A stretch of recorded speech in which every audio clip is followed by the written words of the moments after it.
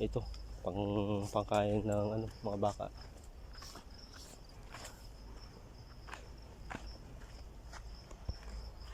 Pero daw bro. Let's check the old tree. Kaya mga litaran nila. Oh, sarap dito mag-stay. Malamig. Maraming puno.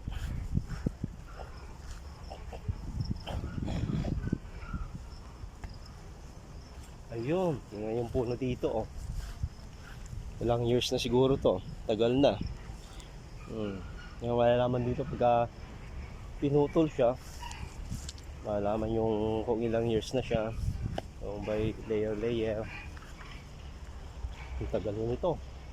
Kaya maraming nabubuhay na ano dito, mga agila. Maraming agila dito. Mataas yung puno. Hindi